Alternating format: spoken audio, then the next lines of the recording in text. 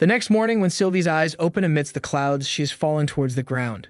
On the other hand, Princess is enjoying the morning with her guard, and she is taking their advice on different things, beyond the color of the flowers on her face, because the princess loves cherry blossoms, and a guard sits on his lap and says the cherry blossoms are a bit small. I like them a lot, and the princess doesn't like the taste of it. And she starts her breakfast. Then a guard named Derek says, Lady Ariel, you are going to be the ruler of this country, so you should choose your friends and enemies carefully. And the princess says, this dream is quite far away, because I have 2 younger brothers and a big sister as well. It's a fairy tale for him to take over my position. Anyway, tea sips and a free life are enough for me. But then Leo hears someone's voice and he gets prepared. On the other hand, we see that Sylvie is still falling and she is using her spells to save herself, which doesn't work, but somehow the color of her hair changes. Before anyone could understand anything, a wild boar-like monster attacks Leo. He tells the princess to run away from there and stands in front of the monster to face it. The fast-running monster moves forward to attack. That's when Sylvie lands on him, and Sylvie's attack somehow works. The next moment, the monster's corpse is lying and Sylvie becomes unconscious. Leo calls Ariel when he sees that Sylvie is lying unconscious among beautiful flowers. In the next scene, Sylvie opens her eyes on the bed and is shocked to see her reflection.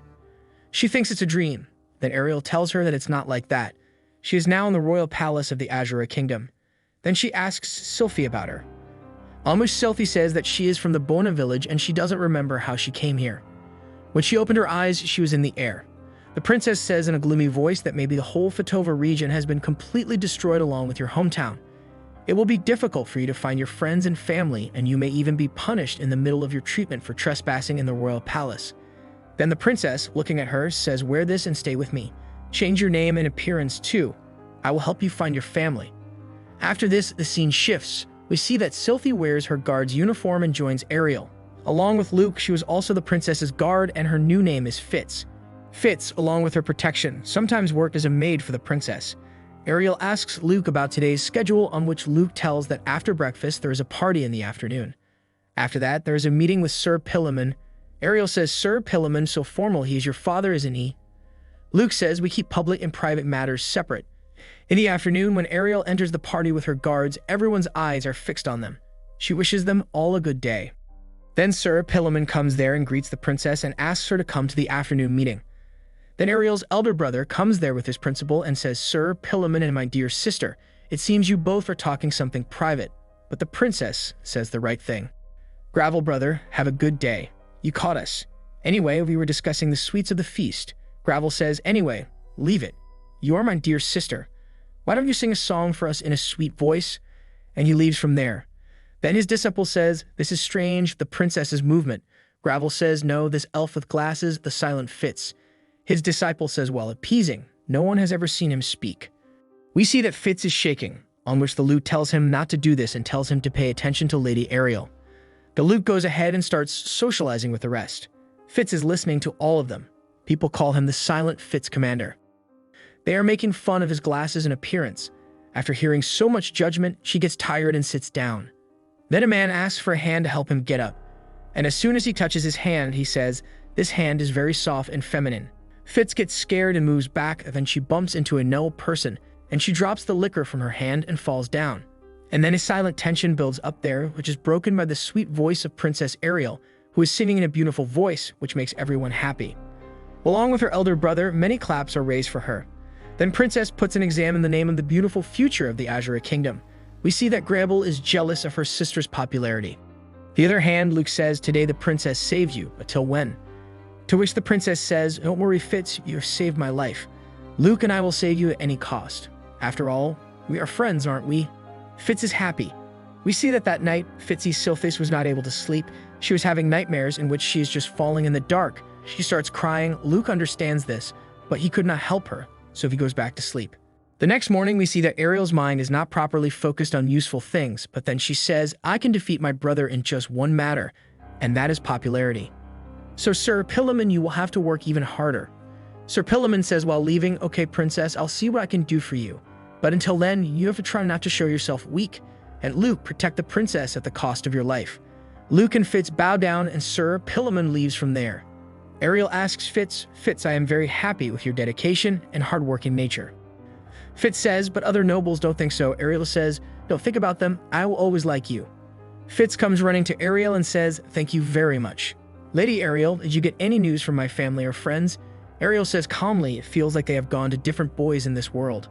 I'm sorry I can't help you with such a low power." Fitz says, "It's not like that. You have done a lot for me so far. That's enough for me." After a moment of peace, Ariel says, "Listen, Fitz, why don't we sleep together tonight?" Fitz doesn't understand anything. Then Ariel says, "I have heard you have nightmares. Don't you think it will be a little easier to sleep together?" Fitz gets scared, to which Luke says, "You should consider it your reward." In the next scene, we see an upper house where a play is taking place where Grable and his stooge are also present, who are discussing Ariel's popularity and position. He thinks that Ariel is rolling papadums for governance, to which Grable says, "Nonsense, he doesn't even have a skillful politician." Then his stooge says, "Yes, but commoners among guards. I think it is easy to handle them for the princess." In other words, we will have to do this work first. And then he tolerates the almost naked chick sitting in his lap. He keeps planning, and then that guy says, "There is no point in cutting the branches of the tree. Why don't we cut its roots?" Grable says, "I leave it to you." That night, Sylphie comes to the princess's room in light clothes. Princess Ariel thanks her and welcomes to her bed. And when Sylphie asks her in doubt, "Are we really going to sleep on one bed?" So Ariel's thoughts start getting worse. So Sylphie thinks that Ariel's intentions are not good. And she asks him, to which Ariel says, "Yes, I'd have called you here to have play." And then she puts Sylphie down and comes to the top of her and starts looking at her with wide eyes, on which Sylphie tries to resist. Just then, Ariel says, "Oh man, I was just kidding. Shit, I thought I would get to see something here. Anyway, let's move on." And then she lies down next to Sylphie. And then she says gratefully, "I asked you to sleep with me because I also have nightmares. That day when that boar monster attacked me, I think if I sleep with my savior, then maybe these nightmares will stop coming." On this, Sylphie says, "I will put my life to protect you." And then they go to sleep. There was a deep silence at night and emptiness in the environment. But today, Sylphie and Ariel are not having nightmares. Sylphie wakes up and holds Ariel's hand. And then she's about to sleep. Just behind the curtains, she sees a person standing. And boom, Sylphie saves herself and Ariel. Sylphie tells Ariel to stay behind her. We see that this was the same assassin who she had kept in her lap. That assassin does multiple attacks with her dagger, which answer Sylphie gives with her magic. The assassin tricks her and drops her. There is a wall to land her final blow, and she's about to land her final blow. Sylphie beats her with her magic. The entire area in front of her is in the grip of her magical attack. And that assassin flies in the air and falls into the jungle by flying from that multiple floor building. Ariel sees that Sylphie is unconscious. Just then Luke comes there, and he calls the medic. After that, Sylphie's eyes close. The next morning, Sir Pilliman tells that the girl who attacked him was a famous assassin, Knight Eyecrow, whose victims have already been on many noble papers. When asked about Ariel's condition, Fitz tells that she is fine, because the poison on the dagger was less. Sir Pilliman says, "This incident proves that your enemy is in this royal palace. Maybe you can handle more. Why don't you get out of this country on the pretext of studying?" To which Ariel says, "Are you asking me to run away from my responsibilities?" Sir Pilliman says, "It's not like that. You just have to stay alive. You'll get many more good opportunities." Ariel agrees, and Luke comes forward and says that he will protect her on this journey. The princess thanks him, and then she gets up and takes off Sylphie's glasses. And then she says, "Fitz, I set you free from today. Thank you.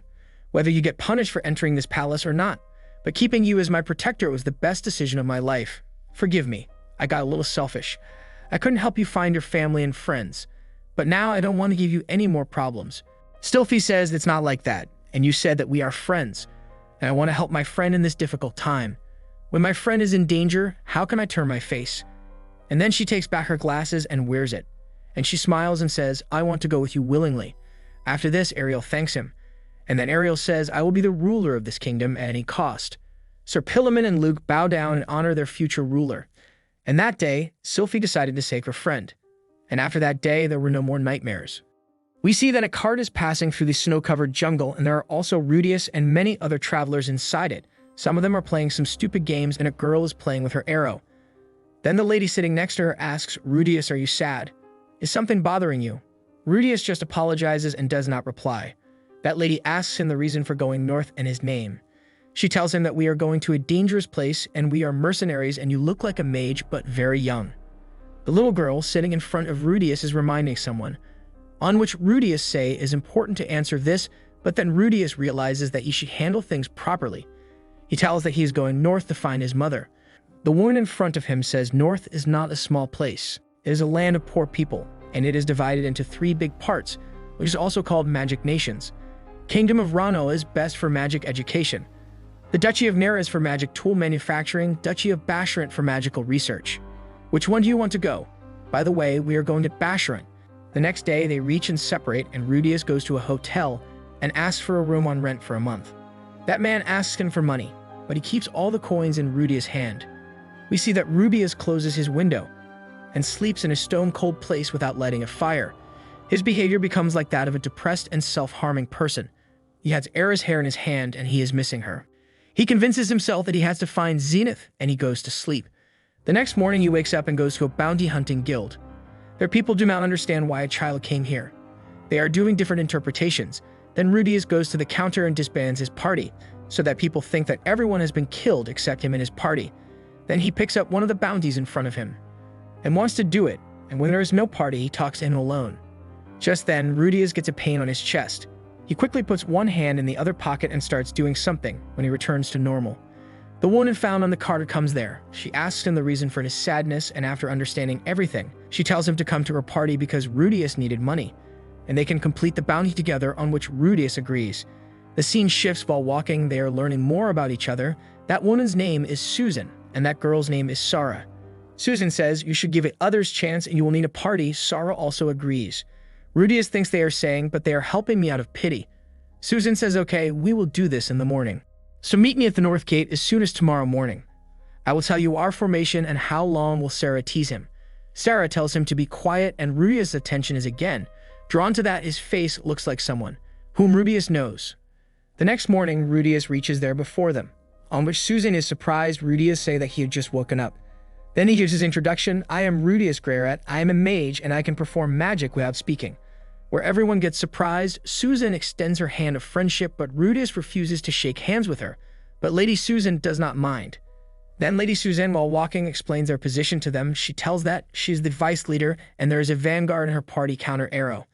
Then Timothy comes and tells Rudius that he is the leader of this party, and a rear guard too, who can do magic with offensive.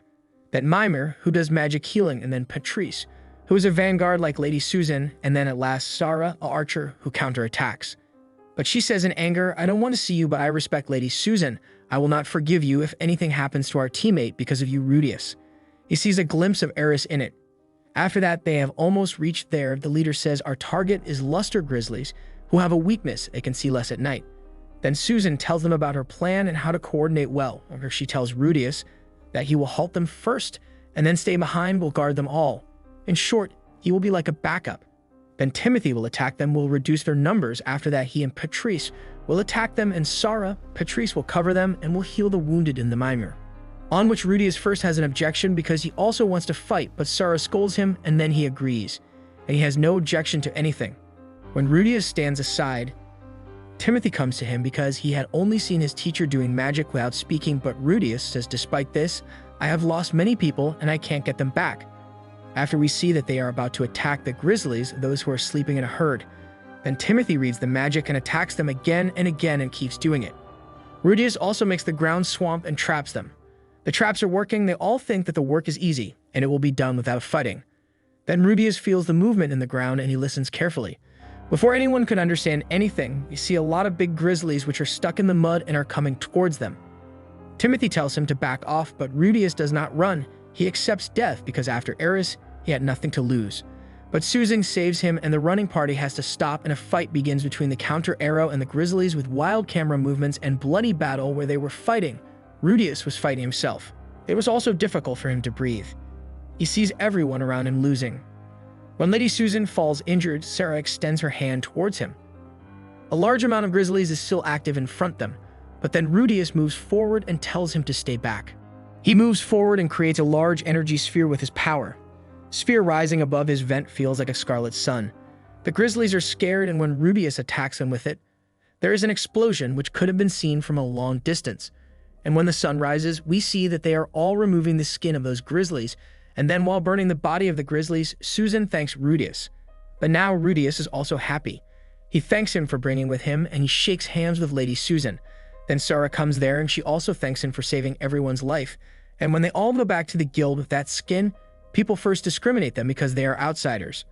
But then Timothy announces to give them free drink, by which they all immediately turn into a party. Lady Susan introduces them to her party and presents Rudius Guerra as her hero. Rudius is also happy and laughs. That night, Rudius' window is open and he has also a fire in his room. Then he realizes that going into depression will only bring destruction. He starts crying. He was disappointed with himself that what is he doing? Why is he not understanding this? Why is he not able to understand that he still has a lot to lose? He is not losing everything. And he starts crying loudly, and Rudius thinks, remember when you came into this world, when he showed you the whole world together? You got everything good, you got proper care, and you can't betray them. Yes, I've got a lot. I know that I have lost a lot in this, but I still have a lot. Running away from the truth and crying from yourself will not help. Although we are very far, but I am not alone. I remember how useless my life used to be. Wait for me. Do what you have to do. And then Rudius becomes a man. He quickly puts the last sign of Eris in the flames of fire in front of him and burns his hair. We see that Rudius is now running and working out. Even he has given different names to both his feet and both his hands. He says that in the last few months he has tried a lot to make his name famous. He has also done a lot of missions, and he also does a lot of work so that the citizens remember him and spread his word far and wide, so that he can find Zenith. The scene shifts. Rudius reaches the guild where a guy is doing full-on boasting. He tells that a group of snowdrags has appeared and it is very easy for us to deal with them. So let's go back to work and have fun, and his party starts going from there. But on the way, that guy angrily sees Rudius. Rudius moves forward, then a man calls him Quagmire and thanks him for helping him. On which Rudius also shows his gratitude. He tells that he has another famous name among the citizens, Quagmire, and Rudius Guerra has now become a well-known name. He takes Master Roxy's panty in his hand and asks, "Am I doing good, Master Roxy?" On which everyone starts staring at him. We see that apart from Rudius Guild, he is also doing more jobs, like removing snow, using a little magic, and healing people with his magic. Sarah also sees all this.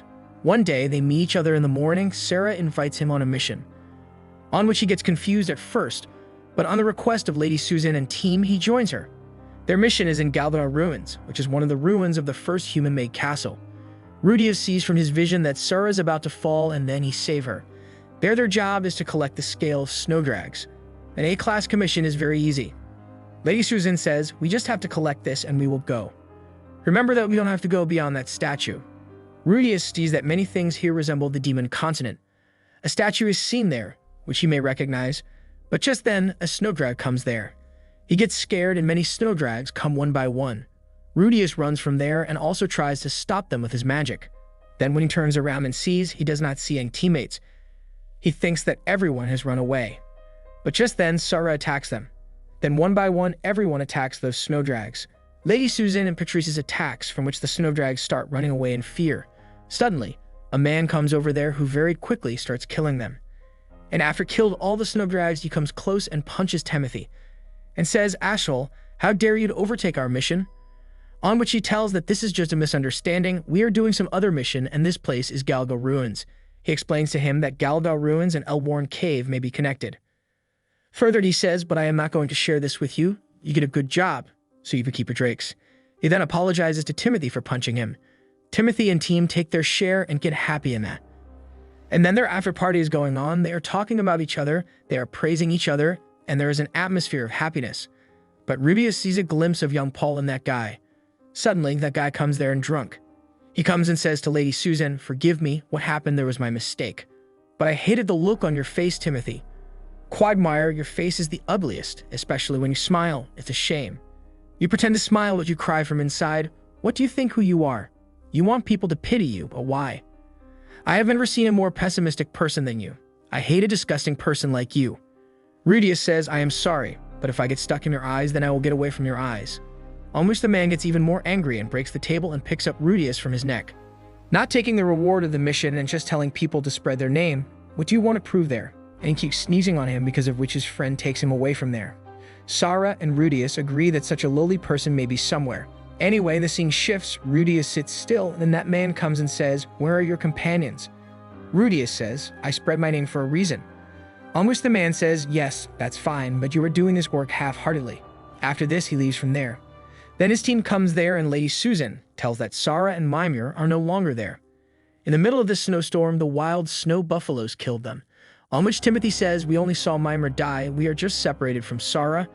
On asking Rudius, he tells that all this happened near the Trier Forest. Hearing this, Rudius says goodbye to him and then prepares himself and leaves from there. Using his magic, he reduces the blizzard and reaches there, and he sees that the snow buffaloes are sleeping. He starts killing them with his power. He makes a bomb from his vant and starts hunting them. This time, he didn't want to lose Sara like Ares. Among the remains of those corpses, he gets the buckle of Mimer's belt and Sara's earrings. Rudius gets sad, he burns them all. Just then, some tree vines attack him, and he sees Sara behind the tree trunk. He runs without delay and attacks the tree. After saving Sara, he jumps into the cold water. As soon as he leaves from there, Sara comes to his senses. The scene shifts. We see that Rudius is healing her in a cave and lit a fire there to dry herself. That's when Sara realizes that she is almost naked, and she gets up and starts wearing clothes, and Rudius does the same. Sara thanks him for saving her and for coming here alone. Rudius says Mimer is no more, and they both get sad. The scene shifts. Now they are leaving this cave. Sara wants to hug Rudius, but then she lets him go. But she thinks about something and says, "Listen, I am happy that you came to save me." Then they meet Susan. Susan is surprised and says, "Sara, are you okay? How did this happen? We were just trying to find you. Rudius, you went there alone. You could have lost your life." On which Sara takes Rudius' side and says, "Lady Susan, he saved my life, and you are getting angry at him." Susan calms down and says, "Yes, forgive me. I am worried about you both. Sara, I am sorry. We were just waiting for the storm to stop. And Rudius, you could have asked us to come and thank you for bringing Sara back safely." Timothy also thanks Rudius from the bottom of his heart. His tears wouldn't have stopped. "If I can do anything for you in return, then please tell us." On which Rudius says, "You are like my family, so don't consider it alone. You gave me a place in your heart, so I am just doing what someone else would have done instead of me." And then they talk about working together. While leaving, Sara says bye to him. Rudius also says bye to her and starts going. Rudius lifts his glass in celebration, acknowledging their accomplishments for the day, when one of the lady jovially remarks that Rudius once again saved the day, but he modestly responds that his success was a result of the collective effort from everyone else. Ever since then, Rudius has been working alongside Counter-Era most of the time, and his name, Rudius the Quagmire, is getting recognition around the village as well. And on top of that, Sara and Rudius are developing a greater bond with each other. Sara shares with the group that she has been honing her archery skills since childhood, thanks to her father being a hunter.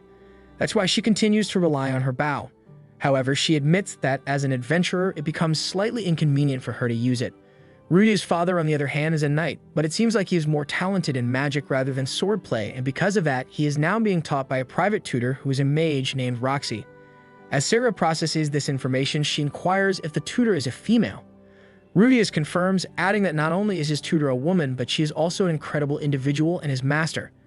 However, this news seems to dampen Sara's spirits when all of a sudden an idea sparks in her mind, and she shares with Rudius that she also has some experience using swords, but unfortunately her current sword's blade has become so badly chipped that it's unusable. She's been contemplating buying a new sword.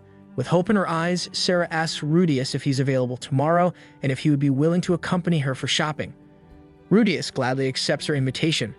Sara then turns around to the other guys at the table, only to be embarrassed to see them staring at her. Soon, Rudius comes to the realization that he unwittingly agreed to go on a date with Sara. The next day arrives and Rudius and Sara goes to buy the sword for her. They are sitting in a bar. As they get back, Sara tells Rudius that she really enjoyed her time with him. While they are walking around, Sara expresses the desire to get a new breastplate. Rudius curiously asks if her current one has worn out. In response to which, Sara shares that her current breastplate has been feeling tighter lately, causing Rudius to blush slightly. She then playfully wonders if all men react this way in such situations. After drinking a glass of wine, Sara gets an indication that she might be getting drunk, so she erotically tells Rudius that when she's around him, she tends to drink a lot more than usual.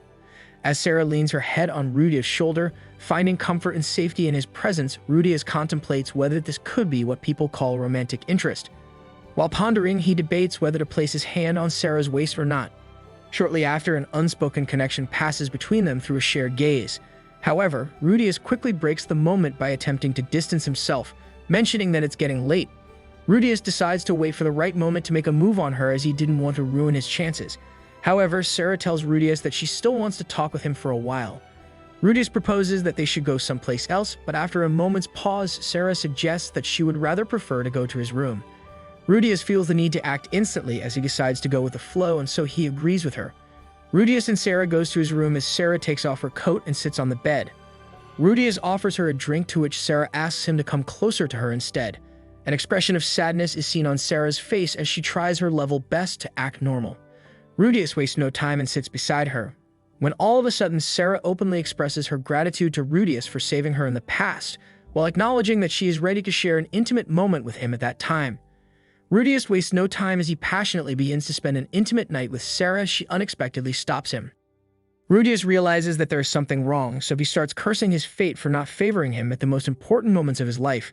Rudius' body starts showing signs of abnormalities all of a sudden, which seems to become the barrier from him having a good time with Sarah.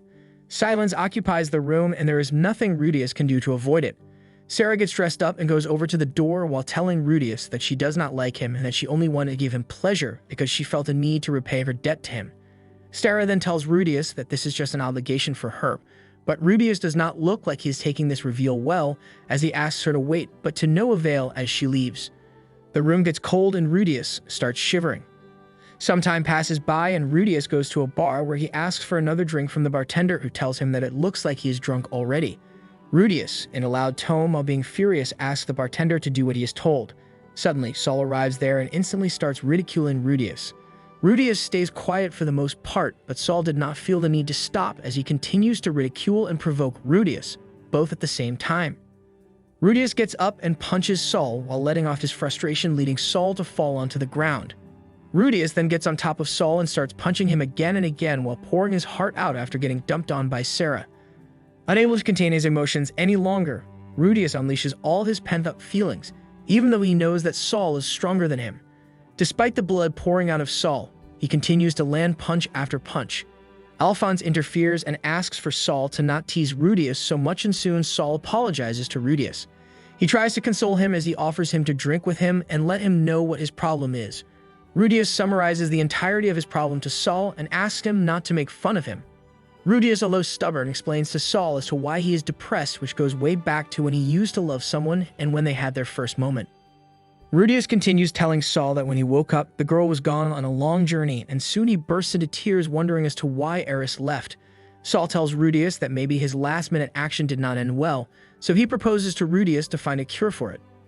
Rudius curiously asks him how they can find a cure, to which Saul asks him to leave it to the professionals. Saul takes Rudius to a club to cure his problem. Soon, Rudius gets into a room and sees a lady standing in front of him. The lady introduces herself to Rudius as she tells him that her name, Elise, she says, and asks Rudius his name. She passionately mentions to Rudius that she is looking forward to serve him.